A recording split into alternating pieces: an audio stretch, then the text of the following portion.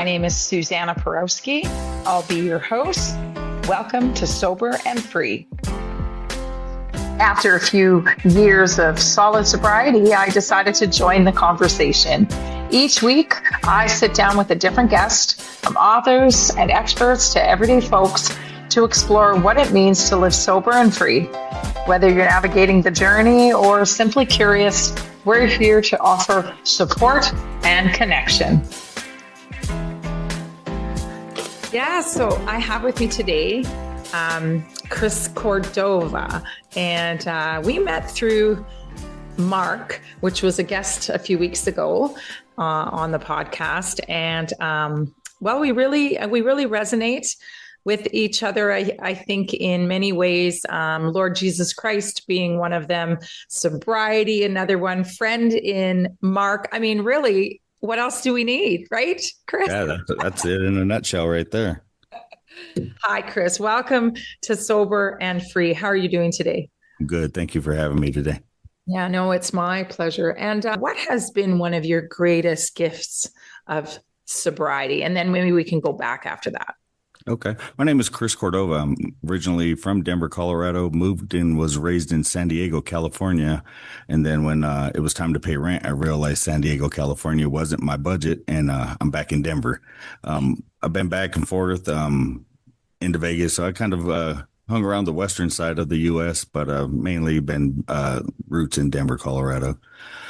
So far, my greatest my greatest chapter in sobriety is being able to process where I've been and where I've gone to where I can now, instead of being, I don't have to feel like the victim of sobriety anymore. Like I felt for a long time when I was first getting sober that, like, poor me, I can't do this. But now I feel powerful in sobriety. I felt like, well, I didn't get the memo on this. Like, I don't know how to do this. And there was so much chatter from the enemy as I was going through this process. And this is even before I've always been a believer, but I wasn't in my walk. And I just remember the whole time, like, well, how come no one's showing me this? Like, I was so dependent on somebody else's validation that finally when God shifted me and transformed me, that I was able to say, hey, I'm glad I didn't have that part in me. And I'm glad that through my sobriety, I was able, like, God was graceful enough to give me the victim part of that story, and also the breakdown, the surrender, and then the build back up to where I feel I am today, to where now I can reach out to other people and maybe be a voice or be a guide in a storm that, they just can't see the tunnel yet, or even begin to announce, hey, I'm one day sober today, and understand how big that is versus just the family or friends, just like, oh, you're drunk, you're a junkie, you're a dopehead, and whatever other title they put to embarrass you. What would you say to a person getting sober on day one? Right. I think day one is more of a personal step. Like every step in sobriety is major, but like I want to say I call it the 30-day process. Day 1 to day 30 is where you're either going to be made or broke.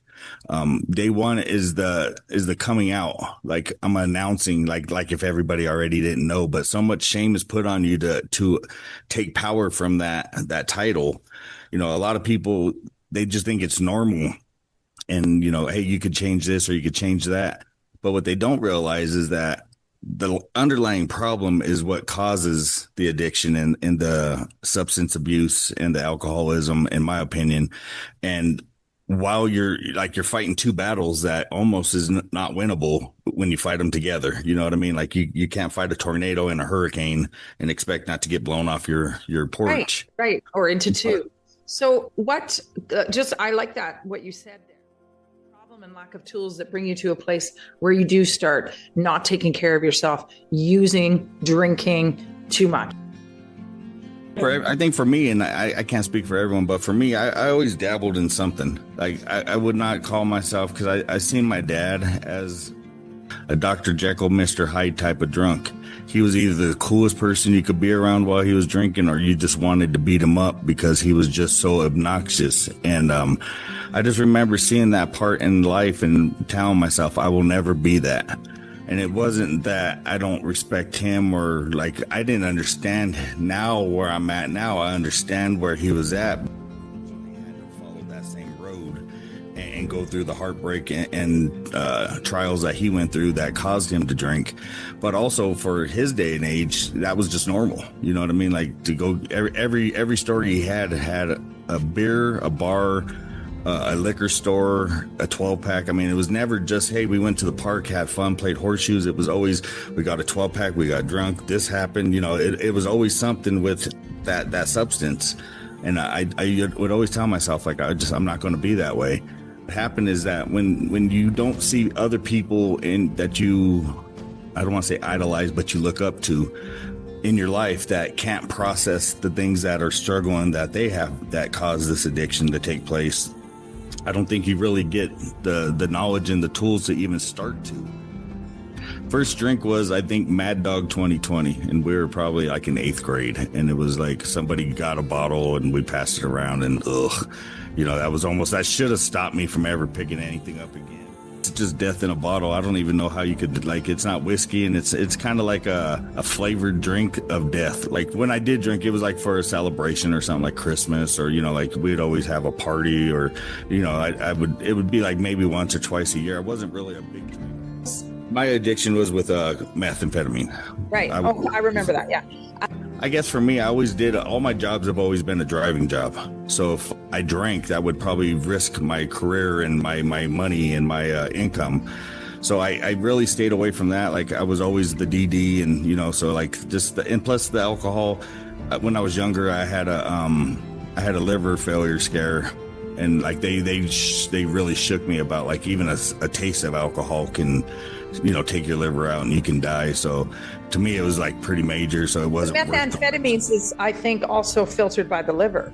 Right. Well, and this is way before, like, this is like, so, I mean, I was, and a little background for me, I in San Diego, I grew up in some good neighborhoods. Everyone else calls them bad, but I grew up in some good times. And I was deep involved in the streets as far as gang activity and drug sales and everything. So, back then, everything had its own title. Like, if you did meth, coke was better, so you're bad because you do this. And, like, that's how it went. So no one ever really got told that part, like, your liver does. But the drinking is, I had a jaundice scare, and they couldn't figure out why. And that's what brought the whole liver failure. So they were like, so like all my high school days, I'd drink a little bit, but not too bad. I just, like someone give me a drink, I'd act like a drink and throw it away and just be cool with it.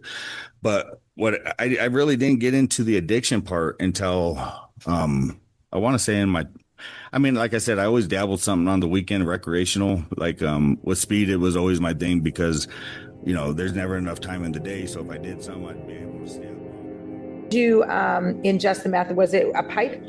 At first, it started snorting it, and then I don't know. I had a weird vision that like my nose is going to fall off or something, or like my inside of my nose would get tore up. And pretty hard. So, so I went ahead and stopped that. And then I started noticing everyone that I did know that did it, their teeth were bad. So that kind of scared me away from that. So, I guess like that should have been enough to say, hey, leave this alone. But then I turned into putting it into a pipe form and then going that route. Like I said, my whole journey here is, everyone's going to say, hey, this dude's a Bible thumper, but it's been God's grace. From an addict drinker to Bible thumper, right? We'll take it. Yeah. It's funny, like the titles, the way titling is just, beyond me, because like I said, I knew people who did coke all the time, and they would look down on me, but I was like, bro, we're doing the same substance. I mean, we're putting something in our body that's not good, and just because it's good in your eyes don't mean that it's bad. And perspective. And one thing about labels and name calling is it stops the conversation. So it's fear. When someone calls you a name, they're afraid. They might not have anything to say. They might come off.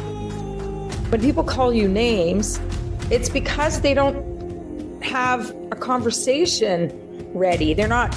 I think with the labels, like now that I'm in my walk where I'm at, and I feel confident where I'm at, I truly believe that the whole episode of me beginning to start and it just snowballing to where finally tragedy hit and I just didn't care no more and I got more into it and then I got settled again. And I honestly, and I can't speak like for anyone else, but for me it was spiritual, and I wasn't very spiritual at the time. But while you're in this journey, you, for me with meth, I always felt everyone was against me. Like I don't know why. Like they Well, weren't it's the against me. paranoia of the drug too. So what would your days look like when you were a user at your worst days and months? What would your day look like? I was a very functioning addict. I think when I was in full blast of my abuse of meth, I was probably the best at like my numbers. I was a repossessor at the time, so I worked long hours anyway. So like no one So even knew why for did you years. stop using if you were at your best?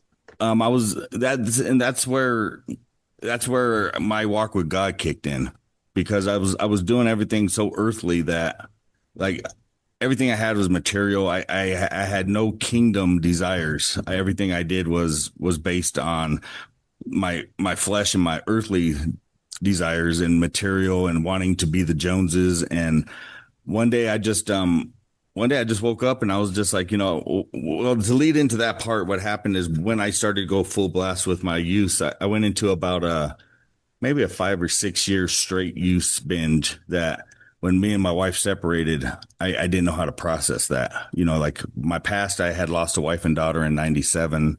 I was a single parent, got remarried, and I never dealt with that part in 97. So that's where the use started coming in, because when I was tired and depressed, I would do a little bit to get myself moving, Yeah. and then that became the crutch. So that became like my go-to. Like now everyone goes to an energy drink. That was my energy drink back then. So what I would do is do that, and then I would bury myself in work. So I'd go on 36-hour runs at work repossessing cars, and I was good at it. So like no one knew any better. Like my mind, I think I'm a little bit ADHD, so this stuff kind of calmed me down to where I can focus, which makes no sense, but that's how it was for me. And like everyone would always say, like the label tweaker, you see someone that's just like picking at their skin or tearing apart electronics, thinking they're going to build the next big computer or whatever. And I would just sit there and relax and watch TV.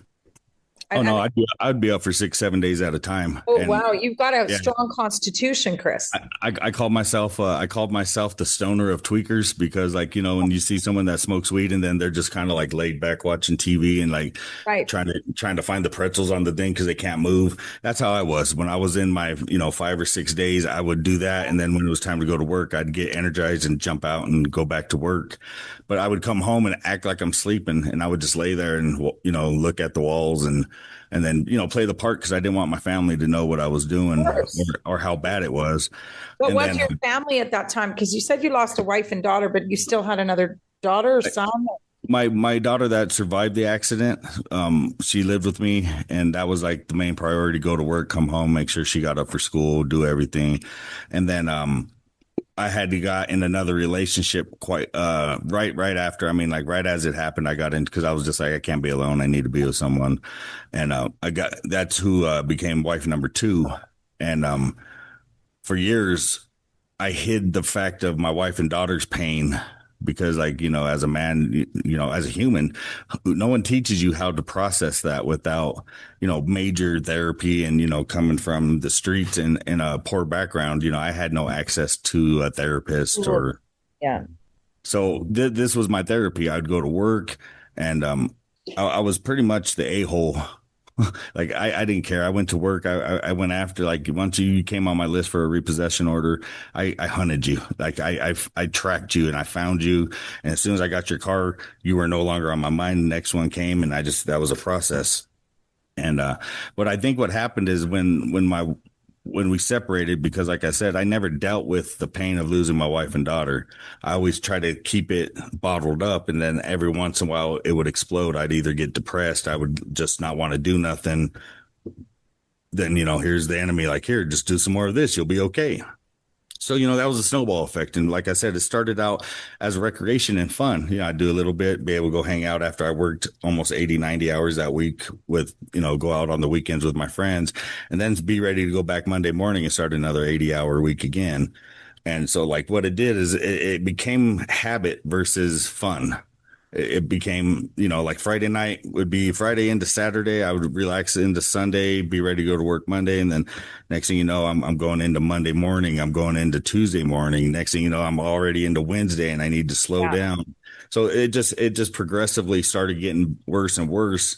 And then when I went through my separation, that's when it was just like, okay, it's time to like NASA, I'm ready to blast off. And I no cares in the world no more. Just didn't care. Like all the emotion I had from the first stuff I never dealt with now is over trampled by the emotion from the second stuff. Now I don't even know how to process. You went in kind of deeper into your hole. And that's because, like I said, I would normally go for maybe the weekend, maybe into like Monday, and then I'd stop and then I'd relax a couple weeks. And so like, and purchase wise, I'd buy maybe a 20 or a 40 and that would last me for 2 weeks because I just do a little here, a little there.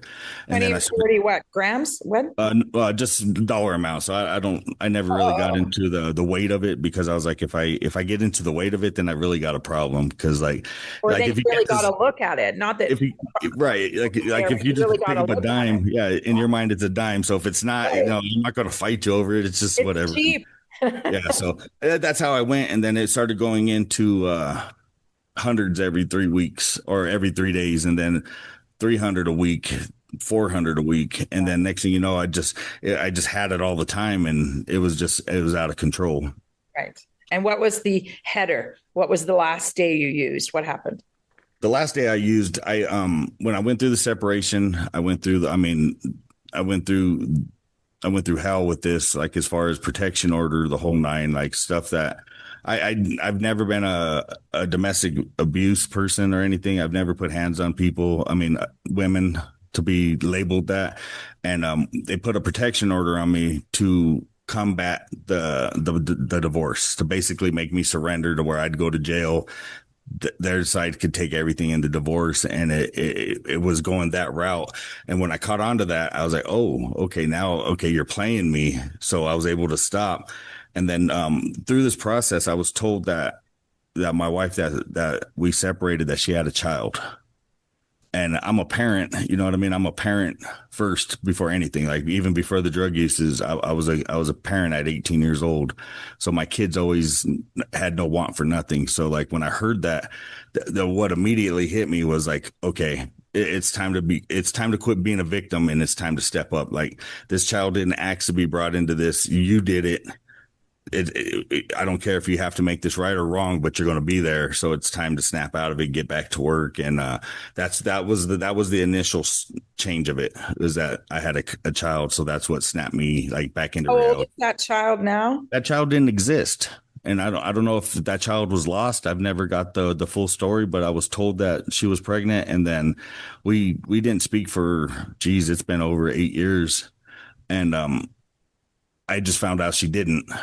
But like, it was weird because I think the enemy like used that. And then that's where I come back to the spiritual side of this, because who does that? Like, you know what I mean? Like they knew, I guess, like through this whole process, when I was going through this divorce, they couldn't get me to break anywhere as far as physical force, messing with my money, messing with me, messing with my things, threatening me in court.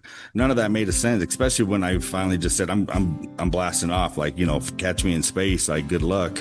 I think they realized that I didn't have anything else that they could come at me with to hurt me. That's why I said this is where I feel it was spiritual, because God took that and flipped it for me. And that was my eye-opening for the walk with Jesus, because it was weird, because I'm not going to say I'm like the popular guy in town, but I could go anywhere and have a conversation with anybody. I was welcome anywhere I went. I really had no enemies in town. Like anywhere I went, I could pull up and I could have a 6-hour conversation and not be asked to leave. I would like, oh, I'm sorry, I took your whole day. I'm gonna go ahead and get out of here. But at this point in life, when this was all happening, I had none of that. It was almost like if somebody clicked a switch and communication with me stopped. And the only way that would make sense is in the spiritual side, because in human side, no one does that. You know what I mean? Like no one will turn their back on you that don't even know you're going through this. But one by one, everybody I would rely on to have conversations with was gone. And I think that's the time where God was like, okay, I'm going to isolate you, because you have to surrender. Like I gave too much power to the enemy. I was I changed from being a caring person to a really cold-hearted, like I never had this, but a family called and said that if they were to be repossessed again, that they would like you to be the one to come. Okay. And everyone's like, "Are you serious?" And I'm like, they're like, "Bro, do you know who this is?" I was like, "I don't know who this is." But like, I always treated people with respect. I'd be like, if you're going to lie to me, let's just lie and get it out of the way. But like, the end of the day is they don't make enough Red Bull to make me not go to sleep tonight, which was like, I'm on drugs, so I'm going to find you no matter where you go tonight, and Right. we're going to get it. Yeah. So I was pretty straight to the point, but I was very humble with it. Like I would like, "Hey, I'm going to give you a week. Get what you got to do. I don't want to take this while your kid's at school." And then what happened is I started to notice, like, I just really didn't care no more. Like I couldn't distinguish friend from foe, like at that point in my mind. And that's when I think the enemy was trying to destroy me. And then God brought that in and said, "Hey, Chris, you're a father. You know what I mean? Like this ain't you. Like the gang member that you hid for years does not need to come out no more. That part of that story's gone. This is who you are now." And I just remembered sitting there and I was crying and I was crying and I was crying. And I believe that was my surrender time. You know what I mean? Like where I sat alone in a room in the dark and I was just like, "God, I can't do this no more. Take this from me." But, they also teach you that everything that you need is in you already. And this is an example of that being in you, because that was in me. I wasn't a believer. I wasn't going to church. Matter of fact, when I went to church, I got looked at by church folk like, I'm tattooed and, bald headed like a gang member. I dress like a gang member. And when I walk into rooms, people tend to like want to clutch their purses or lock their doors. What it was is God was showing me through this whole part, like, I can't trust on man. I need to trust on him. And that's where the relationship came into play. Good. And and everybody that, like, I don't go to church for the church. I go to church for the relation. And it's like, I don't care who else is in there.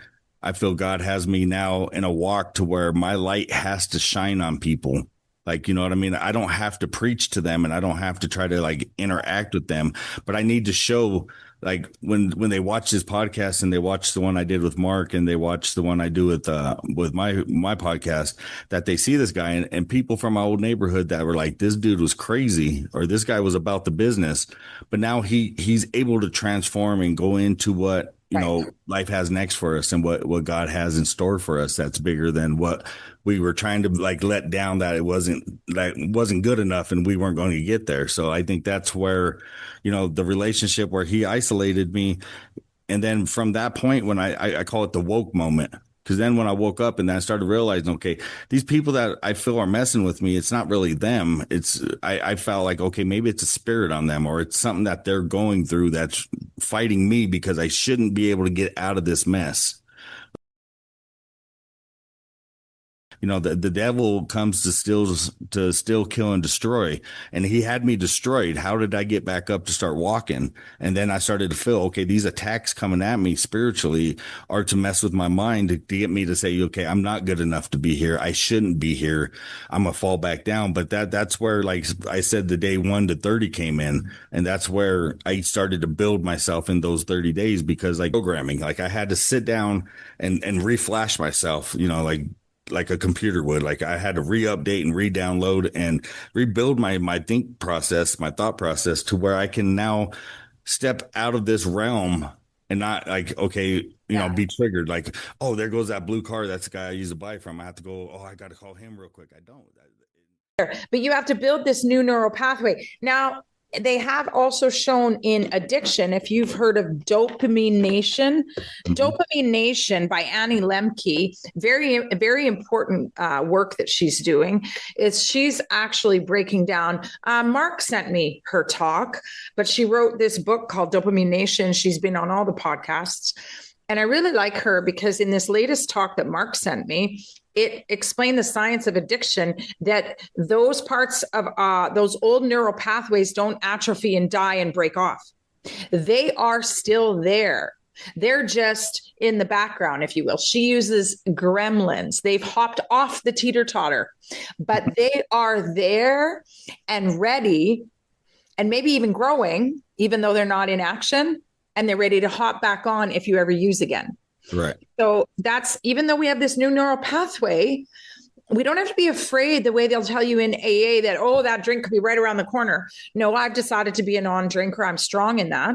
I'm a non-drinker.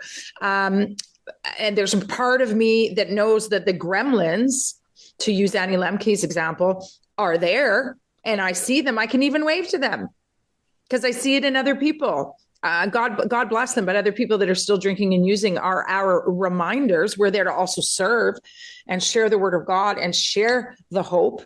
But on the other hand, I'm grateful for them because it's important that they serve as the reminder that it is there for us. So you've built a new neural pathway, and I think it's great to be aware of both. That we have new habits. You are your habits. You're not what you deserve. You're none of that. You're your habits. And I think when you give the gremlins away or put them in the back burner, I think what I learned with that too is that I with my relationship with God now, I could go to him instead of my friend. Because like when I turn to man and say, hey, I'm struggling with this. Hey, let's go get a little taste. Absolutely. And they're not bad. You know what I mean? Like they're struggling too. So like while we're in the storm, we can't expect to get dry while we're still visiting people in the rain. We got to learn how to get out of the rain, dry off. And for me, when I got to the 30-day mark, that's when I was just like, I told my dad, look, I don't want this no more. And I gave it to him. I surrendered. I said my prayer. I passed the drugs to him, and he's like, what do I do with it? I was like, I don't know. I'll just be honest with you. Possession's 9/10 of the law. So now you go to jail. I don't. Like, do what you want with it. I want to flush it.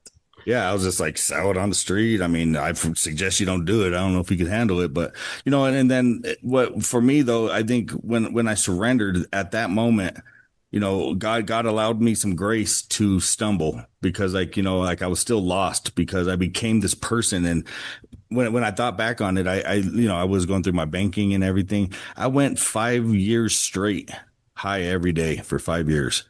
And I'm blown away because how much money did I spend? And I didn't even notice it. Like it was so like that was a big thing for me too. Like God revealed just little things for me, but there was questions I still needed answered that God would like kind of remind me like, no, dude, that you're not ready for this. Like, slow down. And he would like remind me, show me other friends that are still getting high. And I'm like, okay, I don't need to keep trying to press to find this answer. I just need to be grateful I don't have that response anymore. And we're here in non-judgment. I swear other people are able to drink with impunity. The science doesn't match up, but I kind of have to just let like a big bowl of flowers. They're all different. They all have their beauty. Even the ones that we look out in the garden, we see weeds and we're so judgmental. Oh, look at those weeds. We don't know what the weeds are there for. We don't know what they do. We probably don't know their medicinal quality. So allowance, the art of allowing. I can't save everybody. You know what I mean? And I think what happens is when people like leave drug addiction, they go either crazy church to where like now you're the devil, you've repent. And I call them the Old Testament gangsters where like all they want to do is they're going to chop your arm off if you don't do this. And I tell people, and I get that because a lot of the drug rehabs and that are church bound, that's what they preach. They preach that to you because a form of fear will get your attention if you're the right person, but also a form of fear will push you away further. And I was trying to explain to him like, hey man, all we can do is when we're in this walk now in sobriety is we can't project ourselves to be better than you. All I can do is project myself to be here for you. Now that don't mean I got to like watch you go through this and I got to enable you and I got to come bring it to you, but I can love you. Like I can respect you as a person. So like when I go out and feed the homeless, I don't care who you are, handshake or a hug. Which one is it? Oh, bro, you don't want to hug me, dude. I could throw these clothes away. Give me a hug. Like, and those are the seeds that we start to plant in this walk to where unconditional love. That's right. And I believe when me, you and Mark spoke, you and that stuck with me is that love conquers everything. I don't care what it is, abuse, neglect, war, anything that you could go through that's tragedy. A form of love will heal you. Well, the mission around here, sorry, it made me think the mission around here is called the mustard seed. And the reason that they use that illusory term, is because it's tiny. It's one of the tiniest seeds in nature to grow the biggest tree. And love is like that. Love is like so many things. It's patient, it's kind. Corinthians description of love in the letter to the Corinths, but also like Paul had a deep understanding of what love was, because he came from the streets. He came from someone like you. That's Paul. He hated the Christians. And then on the road to Damascus, of course, he was visited and he changed. So that's why he was able to write those letters with such depth. So where you come from, you're able to love God with such depth. God will take love from everybody, but really that love with such depth. And that's also the mustard seed, is the tiniest into the biggest. So that hug for that person that you gave, because I suspect that happened, that he was, dirty and smelly and all that, and you loved him nonetheless, and you showed it in your hug as one of many ways to show him, that planted a seed possibly, and to him being able to love himself. Our ultimate relationship is one with Jesus and one with ourselves. It's almost like it's four legs of the stool. You got Holy Spirit, God, Jesus, and ourselves. We're all the four legs of the stool. And I think what people got to realize is when, and like, again, I can't speak for the alcohol side, but for the drug side, anybody, it doesn't matter what they're going through. It doesn't matter if you understand it. What I remember is what I went through is what I try to project. So like what I went through, like when I was starving, I'd always make sure at lunch, if I see somebody hungry, that if I have it on me, I'll even if it's just a sandwich or a drink, I make sure I approach them, or if it's off my plate, I go give it to them, because I remember the people who did that for me, and those things stuck with me. Like as far as I one time I was driving through downtown, I was working, and I don't know why, but I need to like check my chains on the load I was towing.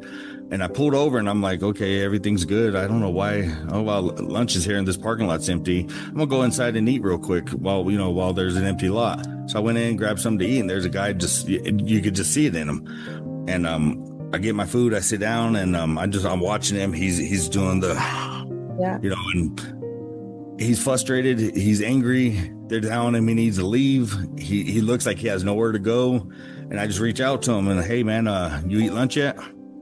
He goes, no, I haven't, dude. Someone stole my wallet. I just got dropped off here. Someone's supposed to pick me up. No one came. I can't get a hold of nobody. All right, well, hold on, dude. What do you want to eat? Anything. I don't care. Well, I may not get you what you want to eat. Go pick something. Just don't go blow my bank account, but grab you something, grab an extra sandwich so you have some for later, get a drink, and sit down and have lunch with me. And then he was just like, bro, I've been here. These people been trying to kick me out. I was like, here, dude, use my phone, call whoever you need. But I mean, it was a simple act that, if I was in his shoes, I would need that just to reaffirm that, you know what, there is good here. Because when you get in isolation and the enemy chatter starts turning up on you, and the white noise starts, it's scary to give, because the world will come up and tell you, well, you're being had. I had a young woman who was in between not liking living with her parents, 23 years old, at that time in life where you're trying to break free, but you don't want your parents' habits to follow you. And yet you're feeling smothered. Maybe you're not really excelling in your own life for whatever reason. So I allowed her to live here, because when given the choice, and I didn't want rent. If I wanted a renter, I'd have a renter, but I didn't want a renter. So it was very clear in my mind. And it's not the first person that I've allowed, and I've had the privilege to help. I feel it's a privilege to be able to help if you're truly helping without enabling. So there is a time where they do have to leave. And that became clear too. So what we do with you, when you setting the boundaries, here's my wallet, don't spend all of it or whatever, set up a boundary. It's a loving boundary. I'm here to help, to a limit that it won't enable you. And it's a privilege. I think you just got to be open to it, because, like a lot of people will say, well, I'm going to go get with him as soon as I get right. And God don't want you to get right, because he wants God. Right. And that's I guess for my journey and for my story, that's the most important, is because I finally surrendered. I let it all go. That's right. Surrender. I let everything go. I had a 3-bedroom house, 4 cars. I had, a great job. I let everything go and I went to be still. And sometimes being obedient, because like what you're saying is that guy reached down to grab you. Okay, you already don't have no options. So that should have been your like I'm going like that. There should be no, but that it comes back to where you have to be ready because like 2012, if this would have happened to me, I wouldn't have heard nothing God was telling me because I still thought in my mind it was me doing it. I was in control, and God said, "Okay, go ahead and experience some more rain here, buddy." You know what I mean? One of the reasons that you and I do what we do is just to perhaps pour some love and information into people to say, to share our own experiences. And we're privileged enough to enjoy clean time and sober time. And we're in Christ. Like I live a very simple life now, and I'm thankful for that. Tell us Because about it. What's your day like? Tell us about my your day, days. my day now is I work for the city Okay. here in where in my town. I want to put them on blast because I don't want them to get like, hey, this guy. Yeah, you But talked about us. I have a municipality job where I now instead of driving tow trucks and doing repossession work, I do street asphalt repair. I'm in a field now where like I never felt I was qualified to ever be. So like I'm driving big CDL equipment now, and I'm an active member of society here. Like, you know, like I'm doing things to improve things for people. But I also now I don't work 80 hours a week. I work 40. I'm off by 2 o'clock. I can attend my Hey, men's we have the groups. same shift. I have a civic job and I work 6 to 2. It's great. And Isn't it? like now like we're going through some threats of furloughs, but I'm just like I don't care like because time sometimes to me like once you've been in the storm and you've been in I call it fast forward because all you're doing is it's like that movie Click. Okay, this ain't good, and you're getting high and you're like just getting to the next episode, Right. but pretty soon life's over. And you know I'm hitting 50 this year, and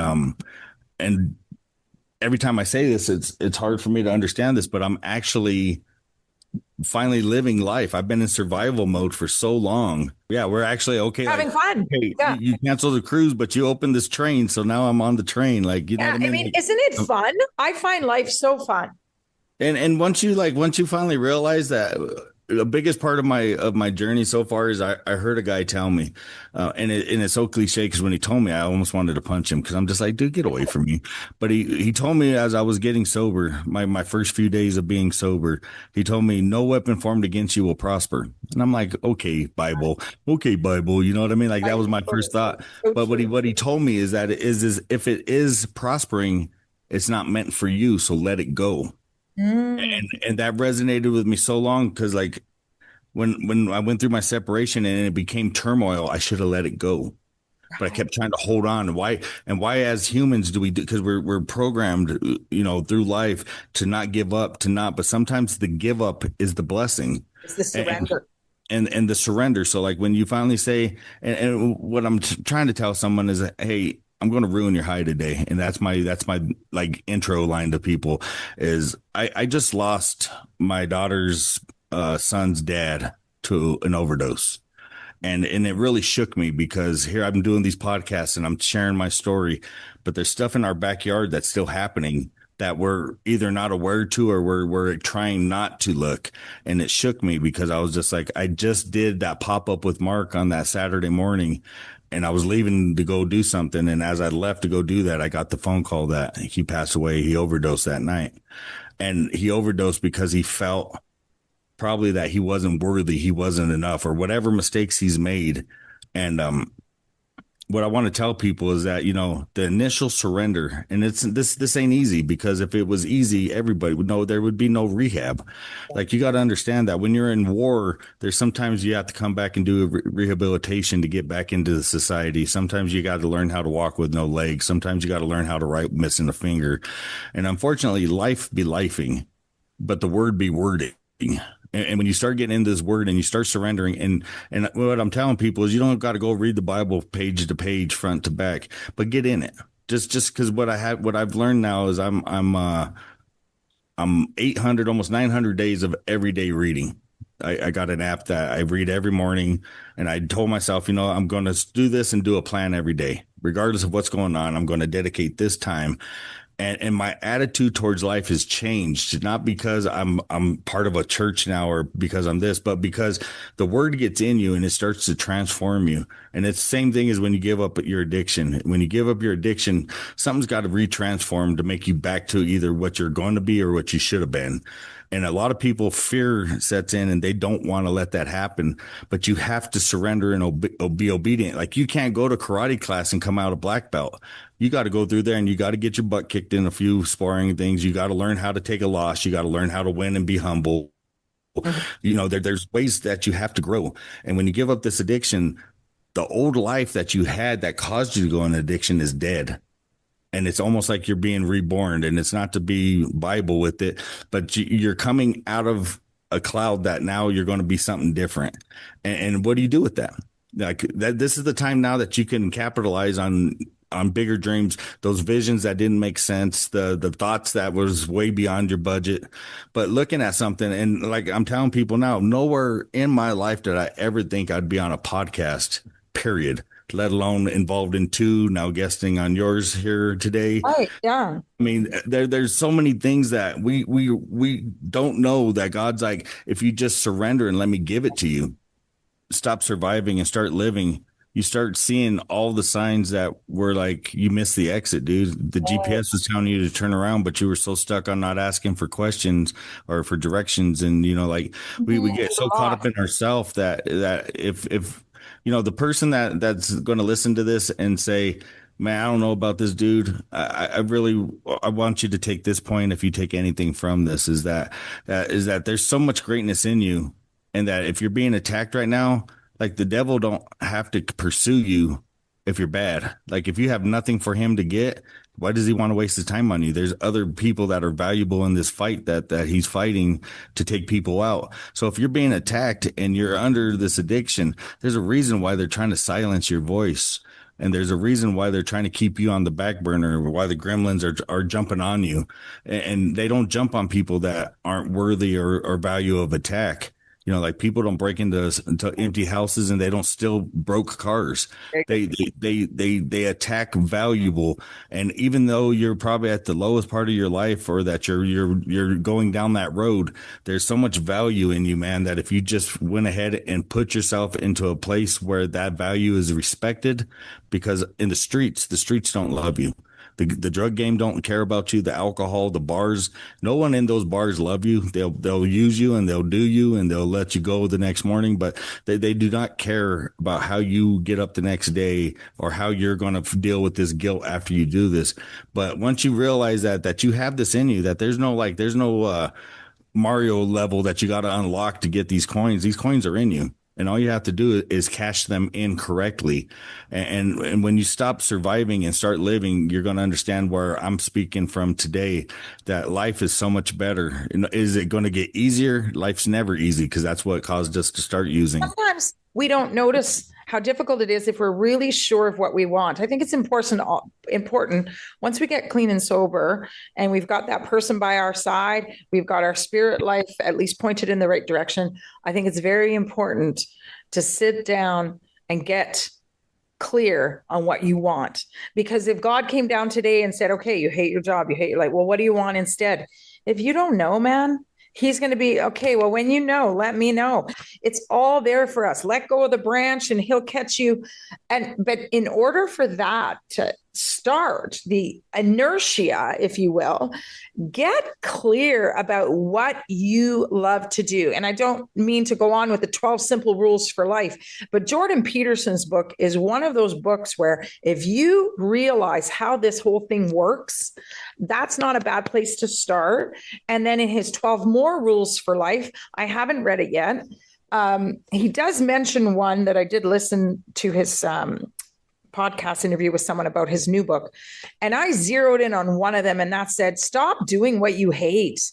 If you hate something, you don't have to do it. You can figure out someone who loves to do it, hire, and do things that you love. Like, I'm just saying that life doesn't always have to be a dirge. Yeah. It can be filled with things. Now, there's toilets in every job. Don't get me wrong.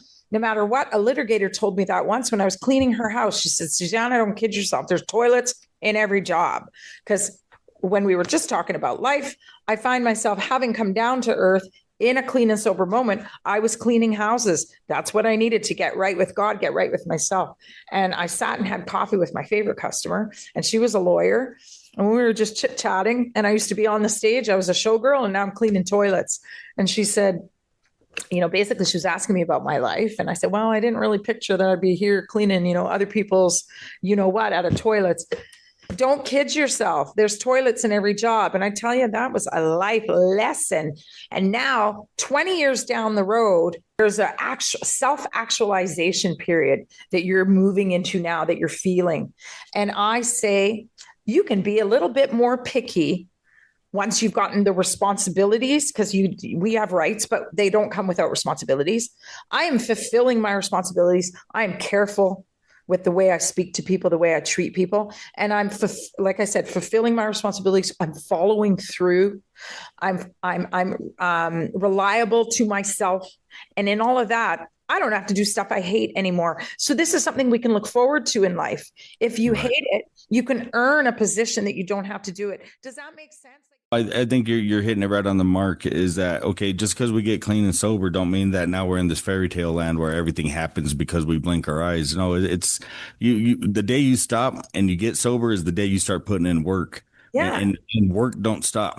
But there is a way to manage work. And like what you were saying when we first got on this call is that now that your time is precious and you start to realize where your time is valued, and it's no longer like I did the same thing. I did jobs where I was just like, ugh, why am I doing this? But it's humbling because, okay, I did that. Now I moved on to this. Now I moved on to that. And now, like, I try to go backwards and go back to towing and repossessing, and I couldn't do it because I felt bad now because now I'm in my walk, You're like, how can I take your car and know that I'm causing you hardship when I'm supposed to love you? So I couldn't do that no more. So then I had to, like, God's like, okay, go ahead and go back to see what you're going to find. Okay, that didn't work no more. So like old doors don't bring new goals. I had to move into something else. And when I moved into the position I'm at now, I was totally intimidated because I was just like, now I'm at the city. You know what I mean? Like, this is a municipality. Like, this is big time. Yeah. And you realize that it's the same thing as what the repoing was. It's just a different toilet. And you can handle, it's a different toilet, but you can handle the responsibility now because you're a more mature person. You're more responsible. I feel the same, little imposter syndrome in the beginning, and then you really can rise up to it. I have to clean my own toilets. Like, I don't hire. I clean my house with the help of my staff, which is my children. They're teenagers. They don't get to live for free. But we have also an ever growing self-respect in the Lord, because with the Lord seeing me the way he sees me, I can maybe start to see myself in that way more and more. But it's a dance, we earn it, and then we have to show by rolling up our sleeves and working hard, and then we earn respect for it. And I also work not for the city, but I work for a school bus company. So it's very connected with the school boards, which is the city. And there's a certain amount of responsibility that comes with a civic job because we represent and we deal with the general population. And so you can't just, fly off on them and get angry, and because you represent the city. So that's a responsibility that you are now up to the task, and it feels good. It does. Yeah, and what it reminds me of is like the first day I decided to give this up.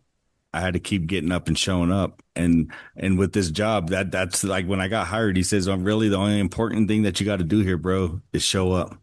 As long as you show up and you show up and be present, yeah, everything else will work for you." And that just reminded me of everything that I went through to get to that point. Is I just got to show up now. So now I'm off at 3:00. I've never had a job where I had weekends off and never got a paid holiday.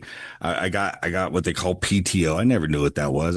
When I took days off, I lost money. So like I made sure I didn't miss too much money. But now I can plan. Like, and I was stressing this week because I had a tooth pulled, and I was like, oh my God, what if I can't talk? And I've been looking forward to this podcast all month. Thank you. Yeah, and then so like, it's just things that you start to see that aren't like, once you get out of that flight or fight mode and start to live, all this starts to make sense, and everything that you're going through yesterday, today, and tomorrow is going to pay off down the road.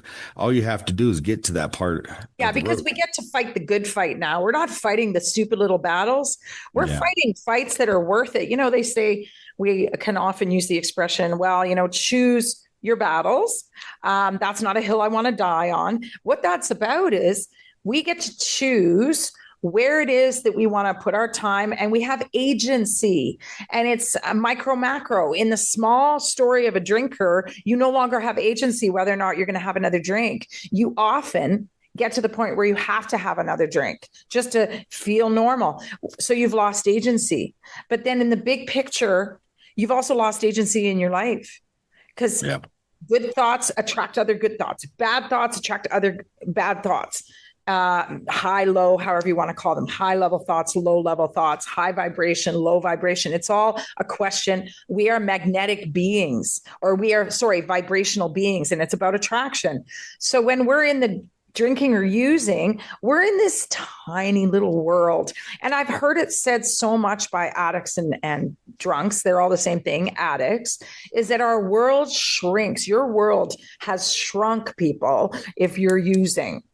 If you're using, in some ways, even my coffee use and abuse can shrink my world. If I have to go to Tim Hortons on the way to work, that's narrowed my life. Now I can say, well, that's okay. I'm going to live with that. But imagine I didn't even need that. And I could honestly be present in my choice and not have to go there. Now I'm going to live with this addiction of coffee. I'm going to go there sometimes if I don't make my coffee at home. I'm going to live with this, but I'm conscious of it. So I encourage everybody to just get conscious in all their choices and keep agency in surrender. So it's the dance. I have choice. I also surrender, and I can choose to surrender. And I think that is life. That is living life. Yeah. I've really enjoyed this conversation. I was kind of nervous going into this. I was trying to write stuff, and then I was like, no, I'm not going to write it. The Holy Spirit's here. We had a lovely prayer on the way in. Right. And I prayed too, before even I prayed with you, that we have a conversation that is just here in the moment, and you can't plan for it. We've got a lifelong of knowledge and discovery of ideas, and a little vacancy when we were using, because I think in many ways we're vacant those years. We're learning a little bit, but we're more learning what not to do. We're not able to really expand and live life. So we want to get people living. So how would you say that? What is one of the first things that they can do if someone's listening to this and they're like, I like Chris's clean time. I like his sobriety. What is one of the first things that they can do to not feel alone and build a sober life? I think that starts out with initial is some transparent conversations with yourself. And like, okay, it's cool. Life beat you down. You're hurt. You've been beat. Whatever abuse happened to you or whatnot. But you know what? That was yesterday, and you can't keep holding on to yesterday's battles because today has its own battle. So if now you're overwhelmed with two battles and you take it into the third day, now you got a threesome of battles beating you up. That why? It don't make no sense. Leave stuff behind. Not everything's meant, like something's meant to get your attention that day and release. And if you continue to hold on, and I've seen the Facebook post where, the guy's holding on and he's holding on and it's just ripping his hands. But when he finally lets go and his hands are cut up and he falls down into a beautiful garden, like we don't see that. We're so busy trying to hold on because we can't lose this, we can't lose that. But then what we don't realize is that there's so much more beauty ahead of us, that we're trying to hold on to what was supposed to form us, not maintain us. And if you could just have those transparent conversations and then start to surround yourself with people that have goals that you're trying to reach, you can't be a millionaire hanging around your broke friend. You can't race cars with someone that's not a mechanic.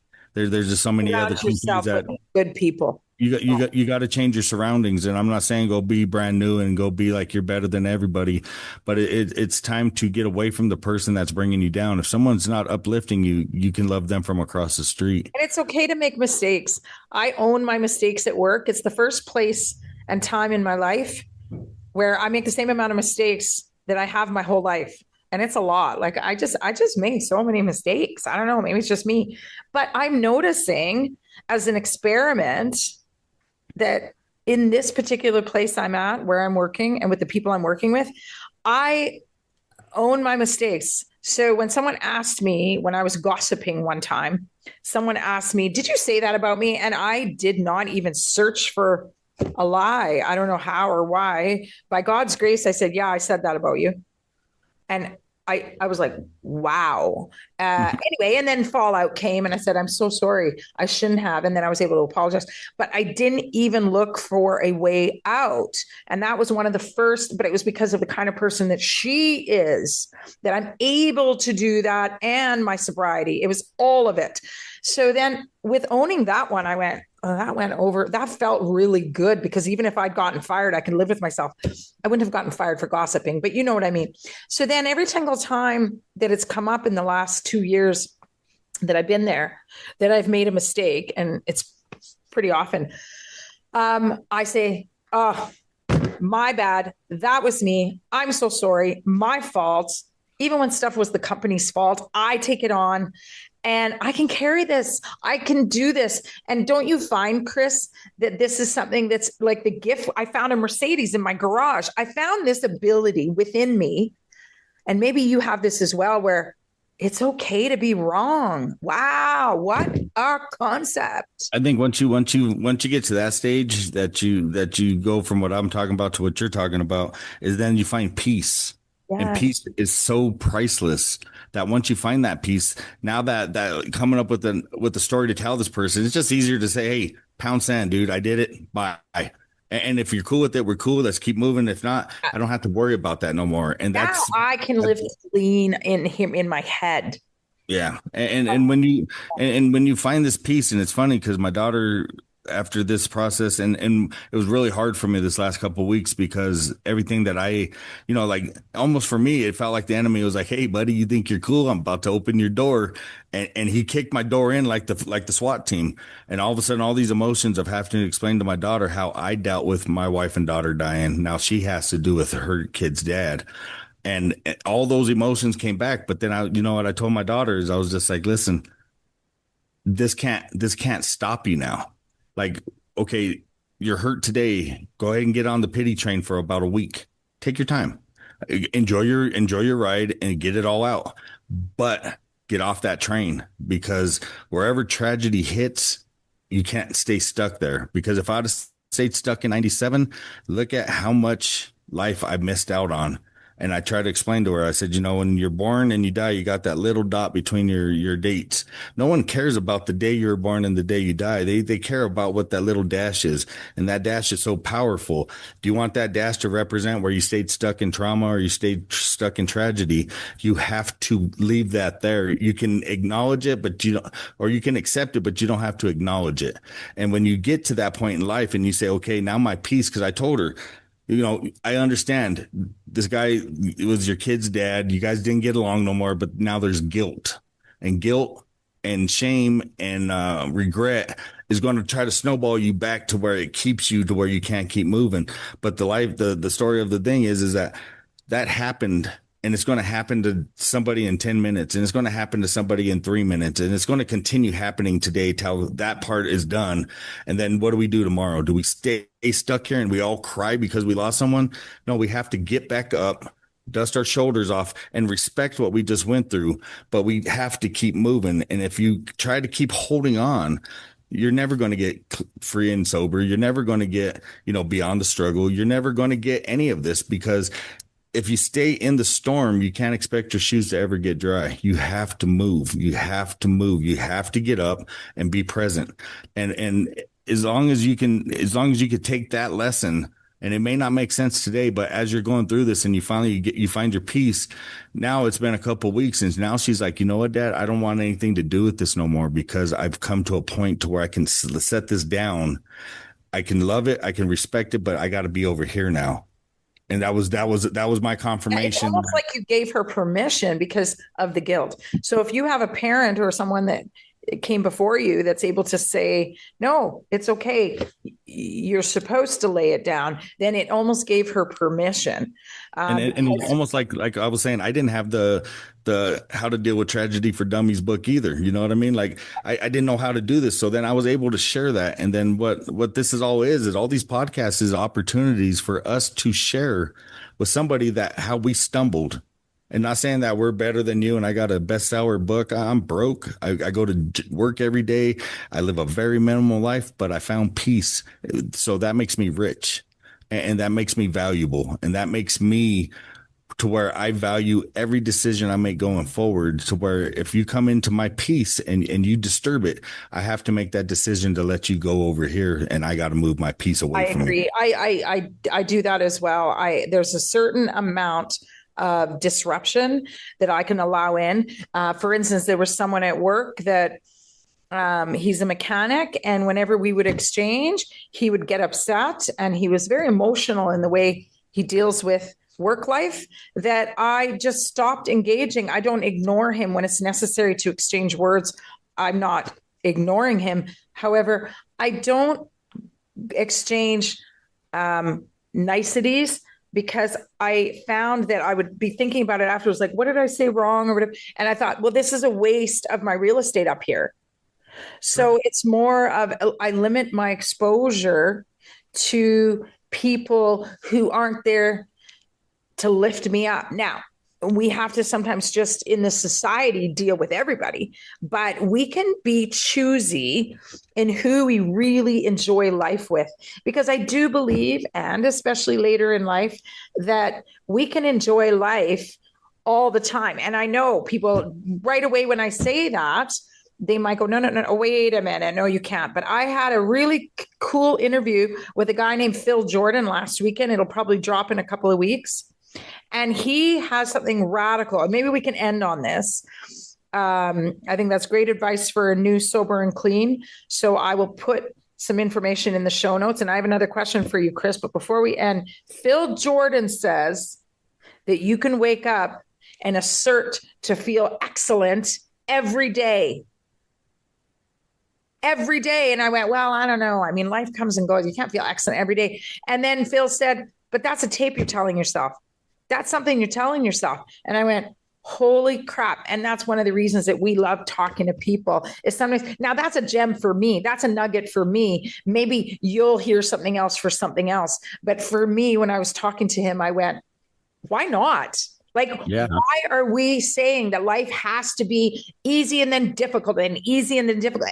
And easy is the wrong word. Why can't life, even if it's in its hardships, be enjoyable? Maybe I'm enjoying how I'm reacting to this difficult situation.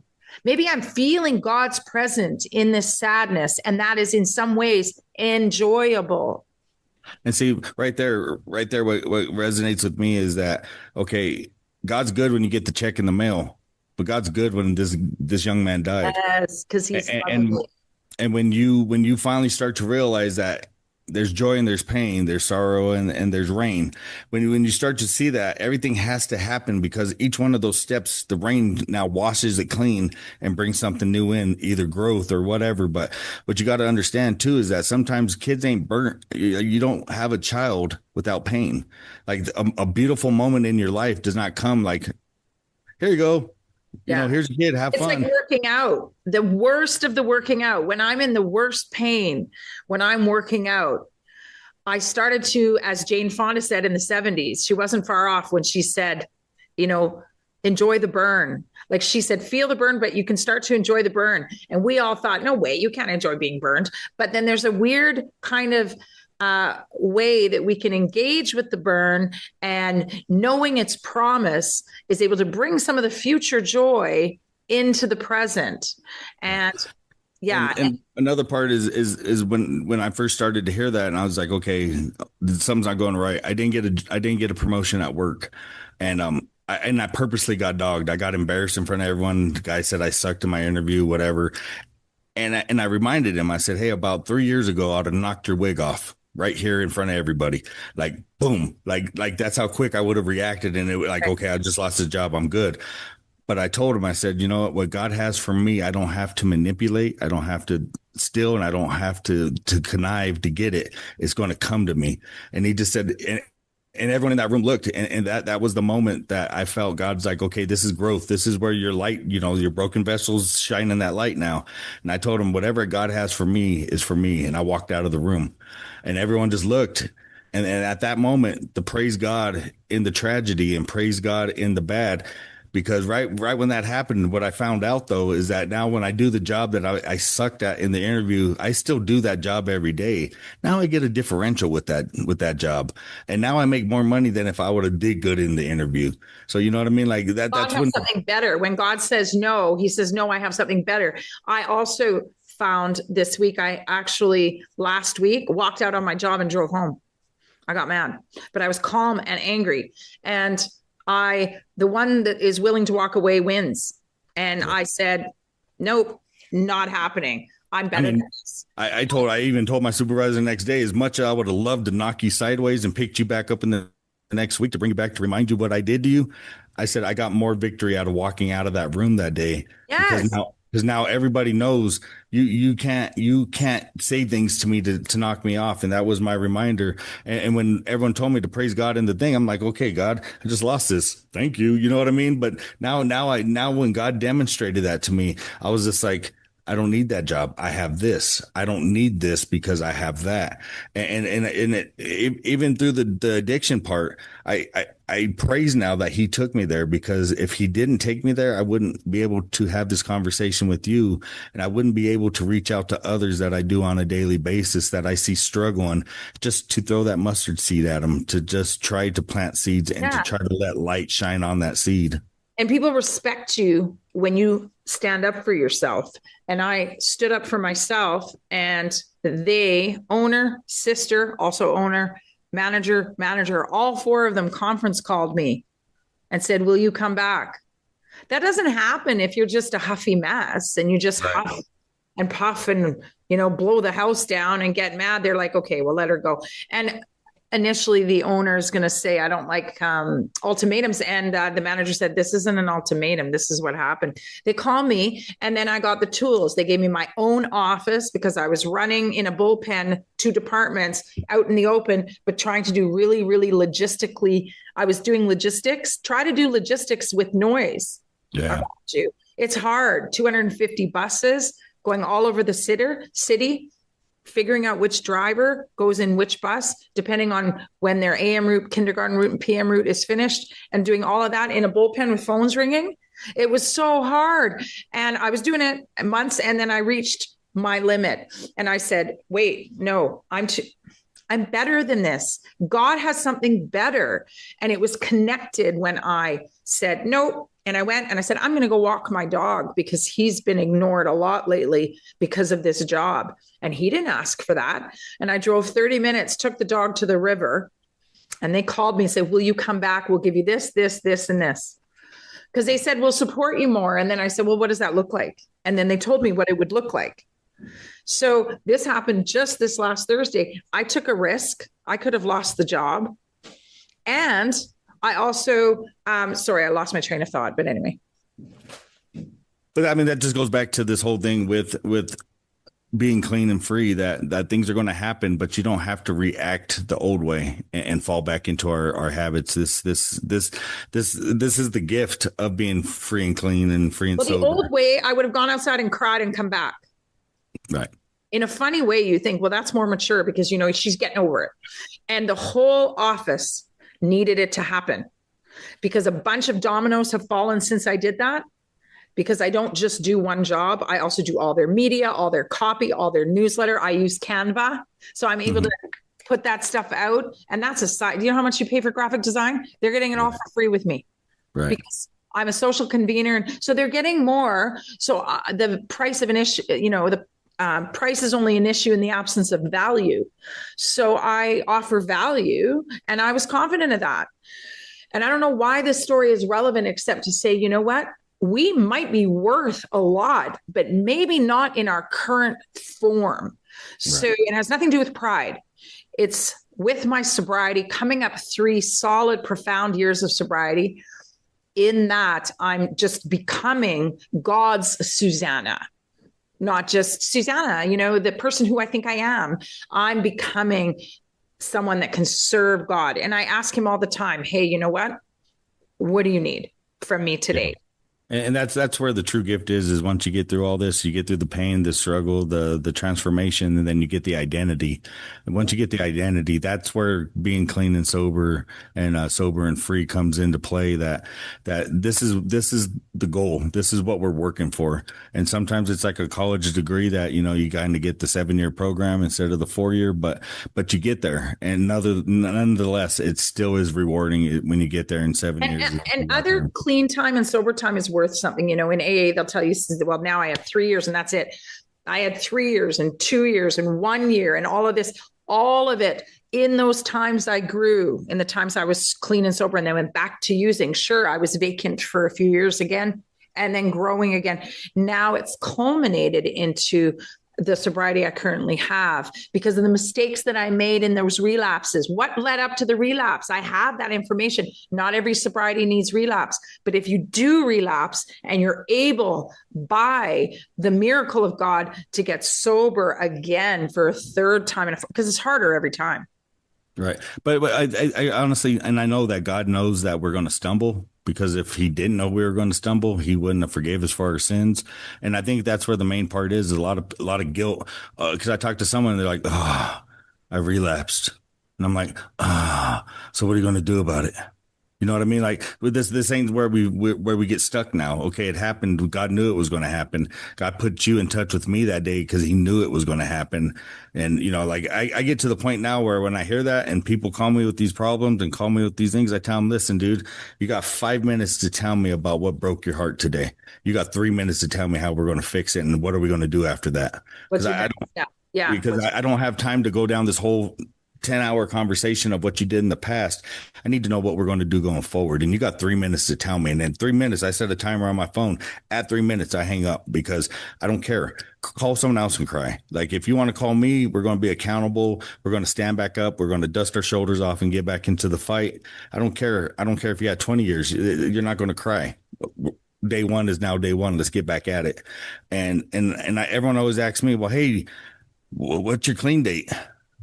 I don't know. I can't even remember my daughter's birthday half the time. Now you want me to remember that too? I was like, there's important things to remember, and there's things that's not to. And that doesn't resonate with you. Like other things resonate with you. We're going to be cut off here in a few minutes. So I've just enjoyed this conversation immensely, Chris. And we'll talk again. We'll get some updates on each other. We'll stay in touch. And I thank you so much for giving us so much of your valuable time. Your weekend's off. I know that because you said that, and this is a weekend. So I really, really appreciate you. And I will. And how can people get in touch with you? They love everything about. They want your podcast. They might want to reach out to you. How can they do that? On Facebook, we're on Conversations with the Mafia. We have a friend page and a group page that you could join in. Perfect. You can reach me there.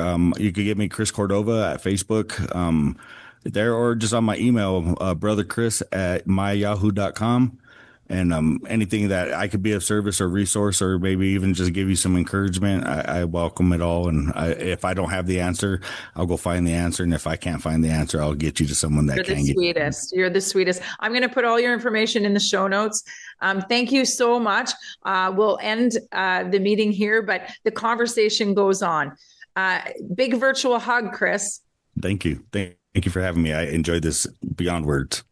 Thank you. Hug. Bye-bye. Bye-bye. In this podcast, any statements of absolutes, it doesn't point to the vastness of addiction. This can literally take the oxygen from the room, and we know this. This, the story of addiction and recovery, can rewrite human laws and allow the miracle of fundamental transformations. I know who I am, and more importantly, I know whose I am. I no longer need to belong to this truth. There is a bigger truth. And with that, let's get started.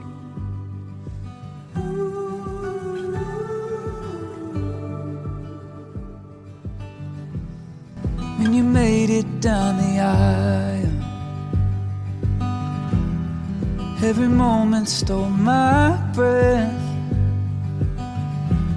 Bet you could see it in my smile. Should've known it was you I would love until the end. I don't know where this road leads. All I know is I wanna go with you in a life where there's no sure things. I am sure I wanna live it with you.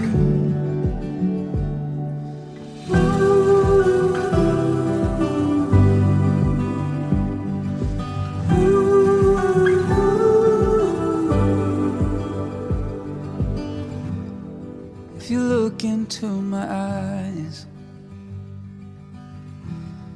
when our time down here is spent, it's in every single line.